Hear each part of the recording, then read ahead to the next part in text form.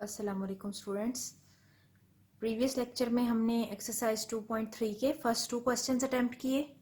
आपने देखा कि सम ऑफ द रूट्स और प्रोडक्ट ऑफ द रूट्स के दो रिलेशनशिप जनरेट किए, -b/a और c/a। उन्हीं की हेल्प से आपने फर्स्ट 2 क्वेश्चंस अटेम्प्ट किए। आज सेम उसी पैटर्न पे क्वेश्चन नंबर 3 आप सीखेंगे। उसमें भी बेटा एग्जैक्टली वैसे ही आपको के की वैल्यू फाइंड आउट करने का कहा गया है क्वेश्चन नंबर 2 की तरह, लेकिन कंडीशन थोड़ी सी डिफरेंट दी गई है। अब आप देखिए पार्ट 2 आपके सामने लिखा हुआ है। पार्ट 1 आप लोगों ने एग्जैक्टली पार्ट 2 को देखते हुए अटेम्प्ट करना है। Let alpha beta be the roots of the given equation, then sum of the roots, इन्हीं दोनों रूट्स का sum alpha plus beta is equal to -b/a। ये रिलेशनशिप आपने प्रीवियस लेक्चर में देखा कि ये हमने कैसे ड्राइव किया। अब यहाँ इक्वेशन में देखें आपका b क्या है, -2k है, वो आपने b की जगह रिप्लेस कर दिया। a क्या है आपका, यहाँ एक्स स्क्वायर का कोफिशिएंट 1, वो आ गया, तो ये नेगेटिव साइन के साथ पॉजिटिव हो जाएगा। आपका अल्फा प्लस बीटा का आंसर 2k आ गया। Then you will find the value of product of root alpha into beta, that is c/a। अब यहाँ c देखें आपका क्या है, कॉन्स्टेंट टर्म आपकी ये पूरी है 2k + 1, जबकि अगेन एक्स स्क्वायर का कोफिशिएंट 1 वो डिनोमिनेटर में आ जाएगा। तो 2k + 1 is the answer of alpha into beta. ये काम तो हो गया आपने जो अपनी रिक्वायरमेंट क्वेश्चन की कंडीशन में पुट करने के लिए आपको ये दो वैल्यूज चाहिए होती हैं, इसलिए आप ये कैलकुलेट कर चुके हैं। अब आ जाएंगे क्वेश्चन की स्टेटमेंट में, देखें उसने लिखा हुआ है कि sum of the squares of the roots, मतलब आपके दोनों जो रूट्स हैं अल्फा बीटा, उनका सम तो करना है, लेकिन पहले उन दोनों के स्क्वायर भी लेने हैं। Sum of the squares of the roots, मतलब स्क्वायर्स लेने के बाद उन दोनों रूट्स का सम वो कहता है 6 के इक्वल है। अब बेटे sum of the squares of the roots, अगर आप उसको मैथमेटिकल फॉर्म में इस सेंटेंस को कन्वर्ट करें तो एक रूट का स्क्वायर, दूसरे रूट का स्क्वायर और उन्हीं दोनों का सम। यही आप अगर अपनी बुक पर देखें क्वेश्चन की स्टेटमेंट, तो उसने लिखा हुआ है sum of the squares of the roots is 6।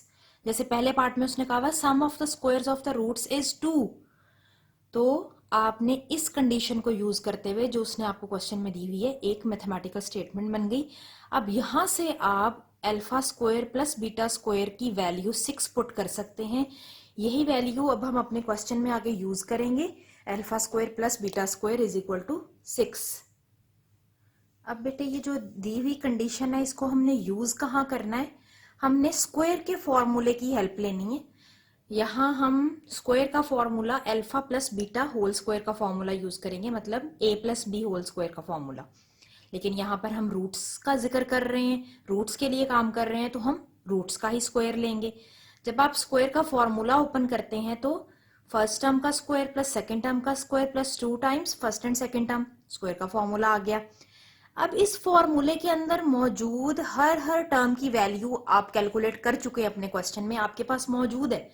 कैसे मौजूद है देखें, ये जो स्क्वायर के अंदर लिखा हुआ है अल्फा प्लस बीटा, ये क्या है, ये सम ऑफ रूट्स है, और उसकी वैल्यू अभी आपने कैलकुलेट की क्या, 2k। फिर alpha square plus beta square क्या है, दी गई कंडीशन आपको क्वेश्चन की कि sum of the squares of the roots is equal to 6। आप इन दोनों की जगह पर ये 6 पुट कर सकते हैं। सिमिलरली ये लास्ट टर्म जो बची अल्फा इंटू बीटा, ये क्या है, प्रोडक्ट ऑफ द रूट्स। ये वैल्यू भी आप अभी कैलकुलेट करके हटे हैं, आप आराम से यहाँ पर ये वैल्यू भी पुट कर सकते हैं जो भी आपने कैलकुलेट की 2k + 1।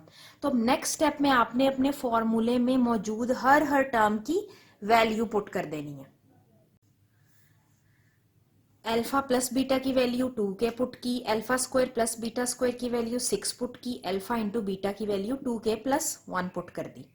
अब स्क्वायर यहाँ ओपन किया, ये 2 मल्टीप्लाई किया, उसके बाद 6 + 2 8 आ गया। ये सारी चीजें इक्वालिटी की जब इस तरफ लेकर आए तो साइन रिवर्स हो गए। उससे नेक्स्ट स्टेप में क्या किया, 4 कॉमन ले लिया। अब ये जो 4 कॉमन लिया था, ये 4 इक्वालिटी की इस तरफ आके 0 से डिवाइड होके खत्म हो जाएगा। तो रिमेनिंग फैक्टर आपका क्या बच रहा है, जो कि क्वाड्रेटिक इक्वेशन है k² - k - 2। अब आप देखें इस क्वाड्रेटिक इक्वेशन की आप इजीली फैक्टराइजेशन कर सकते हैं और यहाँ से k के दो आंसर आपके पास आ जाएंगे। हमने मिडिल टर्म को दो नंबर्स में ब्रेक किया, -2k और +k में। फर्स्ट टू में से k कॉमन लिया, लास्ट टू में से 1 कॉमन लिया, तो बेटा आपके पास दो फैक्टर्स आ रहे हैं k+1 एंड k-2। दोनों को सेपरेटली 0 के इक्वल लिखें। एक k की वैल्यू -1 आ गई, एक k की वैल्यू 2 आ गई। यही आपकी रिक्वायरमेंट थी क्वेश्चन की। उसने आपसे पूछा ये था कि k की वैल्यूज फाइंड आउट करके दिखाएं, जबकि उसने आपको दोनों पार्ट्स में डिफरेंट कंडीशंस दी हुई हैं। By using those conditions you have to find values of k। Question number 2 में भी आपने यही किया था। सिमिलरली क्वेश्चन नंबर 3 भी ऐसे ही है। आपने अभी इसका पार्ट 2 देखा। फर्स्ट पार्ट आप लोगों ने इसी पैटर्न को फॉलो करते हुए खुद अटेम्प्ट करना है। अब बेटे क्वेश्चन नंबर 4 अगर आप अपनी बुक्स पर देखें, find the value of p if the roots of the given equation differ by unity. ये डिफर बाय यूनिटी का यहाँ पर क्या मीनिंग है कि आपके जो दो रूट्स होंगे इस इक्वेशन के, उन दोनों के बीच में 1 का डिफरेंस होगा। अब आपने क्या करना है, अल्फा और बीटा नाम नहीं देना दोनों रूट्स को, बल्कि एक ही रूट लेना है और उसी को 1 के डिफरेंस के साथ दूसरा रूट बना देना है। फॉर एग्जाम्पल एक नंबर 3 है, तो अगर 1 का डिफरेंस लें 3 - 1 2 दूसरा नंबर है, या एक नंबर अगर x है तो x - 1 is the second number. So alpha and alpha -1 are two roots of the given equation, so you will consider these two roots alpha and alpha -1 for the given equation।